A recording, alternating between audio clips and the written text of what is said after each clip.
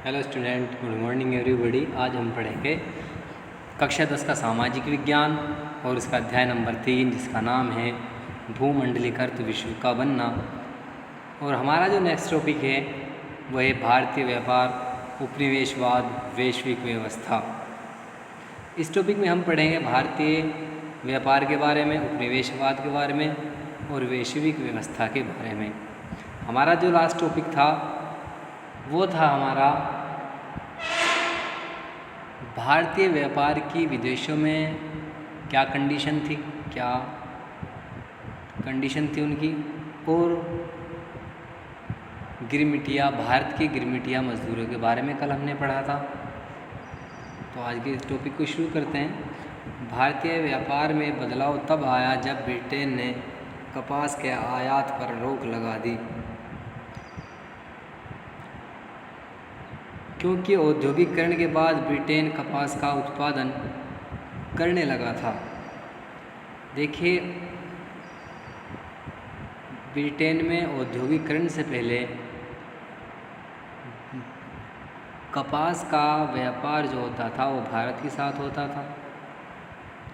उसके बाद जब ब्रिटेन में औद्योगिकरण हुआ तो वहाँ पर जो है कपास को पैदा करना शुरू कर दिया गया। सन 1800 के आसपास निर्यात में सूती कपड़े का 30% था। देखिए, अगर हम बात करते हैं 18वीं शताब्दी के आसपास की, तो उस समय जो है सूती कपड़े का जो निर्यात होता था वो 30% किया जाता था। अब बात करते हैं हम 1815 ईस्वी की, तो ये जो निर्यात था कपास का वो घट करके 15% रह गया था। फिर हम आगे बढ़ते हैं और उसके बाद की बात करते हैं। वर्ष 1870 में कपास का निर्यात केवल 3% ही घटकर रह गया था। निर्मित वस्तुओं का निर्यात घटता जा रहा था। देखिए, जो भारत के द्वारा वस्तु निर्माण की जाती थी, बनाई जाती थी या पैदा की जाती थी, उनका जो निर्यात था वो घटता जा रहा था। वर्ष 1820 ईस्वी के दशक में बड़ी मात्रा में भारत द्वारा चीन को अफीम निर्यात किया जा रहा था।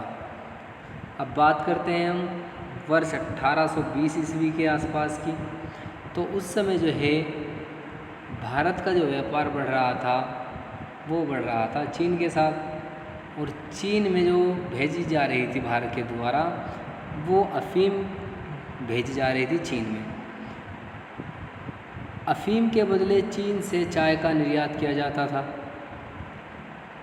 भारत से जाने वाली अफीम के बदले चीन से चाय खरीदी जाती थी। चीन अफीम खरीद कर भारत को पैसे नहीं देता था और उसके बदले जो है चाय भेजता था भारत के अंदर। ब्रिटेन से भेजे गए माल जो भारत भेजा जाता था उसकी कीमत भारत से ब्रिटेन भेजे जाने वाले माल की कीमत से बहुत ज़्यादा होती थी। तो यहाँ पर भी ब्रिटेन भारत को जो है लूट रहा था दोनों हाथों से। ब्रिटेन से जो माल आता था भारत के अंदर वो उसकी बहुत ज़्यादा कीमत होती थी, और भारत से ब्रिटेन जो माल जाता था उसकी कीमत को जो है कम लगाया जाता था। ब्रिटेन से व्यापार से जो अधिशेष प्राप्त होता था उससे द्रोम चार्ज या देशी खर्च का निपटारा किया जाता था। देखिए, हम बात करते हैं जो पैसा बचता था ब्रिटेन के ऊपर बकाया बचता था भारत का, उस पैसे से देशी खर्च का निपटारा किया जाता था। अगला टॉपिक है हमारा महायुद्धों के बीच अर्थव्यवस्था। तो हम बात करेंगे इस टॉपिक में भारत की अर्थव्यवस्था के बारे में, कि जब महायुद्ध हो रहा था, विश्व युद्ध चल रहा था,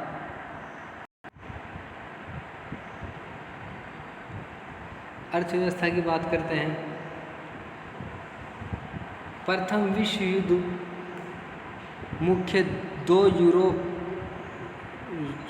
मुख्य रूप से यूरोप में ही लड़ा जा रहा था, लेकिन इसका असर सारी दुनिया पर पड़ रहा था।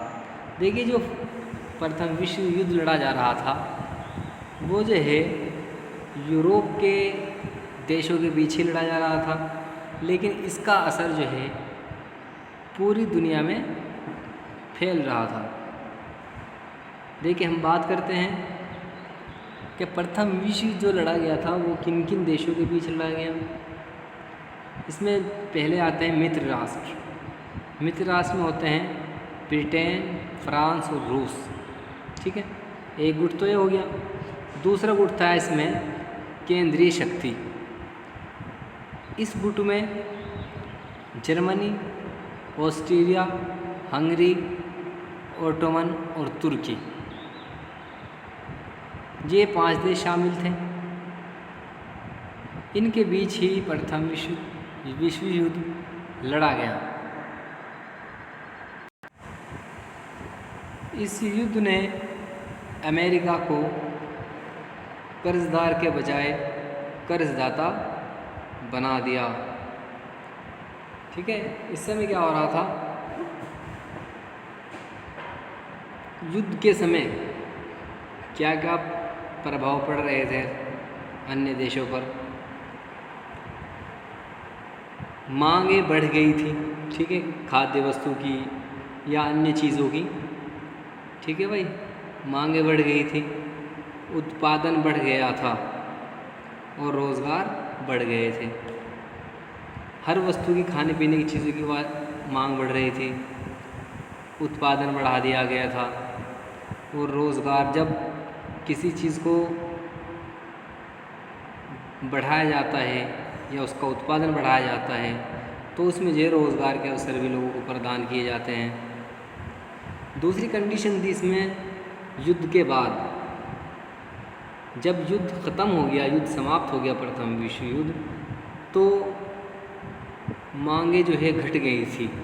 ठीक है ना, खाद्य वस्तु की मांग बढ़ गई थी, सैनिकों के जो ड्रेस होती थी और उनके जो हथियार होते थे, उन चीज़ों, सभी चीज़ों की जो क्या हो रही थी, मांगे घट गई थी। इसके लिए क्या हुआ, उत्पादन को भी घटा दिया गया। और भी जब उत्पादन घट गए तो क्या हुआ, रोज़गार की भी कमी हो गई। इसका प्रमुख उदाहरण गेहूं उत्पादन भी है। ठीक है, विश्व युद्ध से पहले गेहूं के निर्यात का कार्य पूर्वी एशियाई यूरोप करते थे, परंतु विश्व युद्ध के समय ज़्यादा मांग औद्योगिक सामान की थी। ठीक है भाई, इसीलिए कृषि उत्पादन को कम कर दिया गया।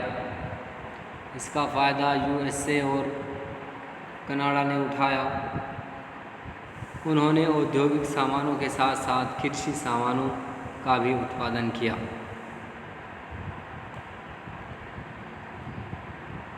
नेक्स्ट टॉपिक है हमारा बड़े पैमाने पर उत्पादन और उपभोग। युद्ध के बाद अमेरिका की अर्थव्यवस्था में बड़ी वृद्धि हुई। इसका प्रमुख कारण अधिक उत्पादन है।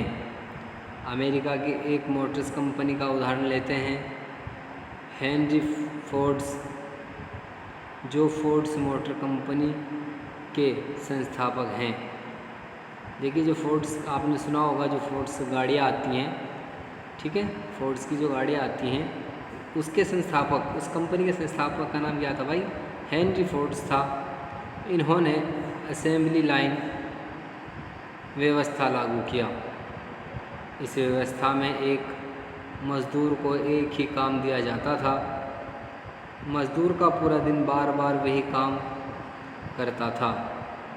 ऐसे मज़दूर जो ज़्यादा काम करना पड़ता था। देखिए, हम आपको बता दें कि जब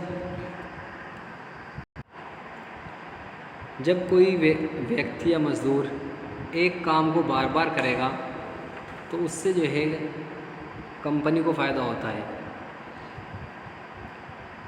ठीक है, अब मोटर फोर्ड्स जो थी, उसकी जो कंपनी थी, उसके कंपनी मालिक जो हेनरी फोर्ड्स थे, उन्होंने जो है एक असेंबली लाइन का जो है आविष्कार किया, ठीक है। और उन्होंने मज़दूरों को सिर्फ एक मज़दूर को एक ही काम करने के लिए कहा गया, जिससे क्या होता था, जब मज़दूर पूरा दिन बार बार एक काम को करेगा तो उस काम करने की जो है गति अपने आप बढ़ जाएगी, जल्दी जल्दी काम करा जाएगा। तो इस चीज़ का जो है फोर्ड्स कंपनी को जो है बहुत ज़्यादा फ़ायदा पहुंचा, जिस कारण मज़दूर नौकरी छोड़ रहे थे। अब मज़दूरों को काम ज़्यादा करना पड़ रहा था, तो इसलिए क्या हो रहा था, मज़दूर जो है नौकरी छोड़ना शुरू कर दिया। परंतु कंपनी ने वेतन दोगुना कर दिया, जिससे मज़दूर फिर से काम पर आ गए। अब जब मज़दूर जो है कंपनी छोड़कर जाने लगे, तो कंपनी ने क्या किया, मज़दूरों का जो वेतन था, उनकी तनख्वाह थी, वो दोगुनी कर दी, जिससे जो है मज़दूर दोबारा से फिर काम पर आना शुरू हो गए, जिससे अमेरिका में बहुत उत्पादन हुआ, ठीक है। अब अमेरिका को उत्पादन बेचने के लिए बाज़ार चाहिए था। जब इतने सारा जो उत्पादन बना रही थी, इतना ज़्यादा उत्पाद कर रही थी अमेरिका की कंपनियां, तो अमेरिका को अपना सामान बेचने के लिए, अपनी वस्तुएं बेचने के लिए बाज़ार चाहिए था जहां पर उनकी चीज़ें बिकें। उन्होंने पूरे विश्व में अपने उत्पादन का निर्यात करना शुरू कर दिया। तो फिर क्या हुआ, अमेरिका ने क्या किया, अपने जो उत्पादन थे इनका जो निर्यात करना शुरू किया, वो पूरे विश्व में भेजना शुरू कर दी उन्होंने अपनी चीज़ें। तो इसी के साथ हमारे आज की वीडियो समाप्त होती है। धन्यवाद।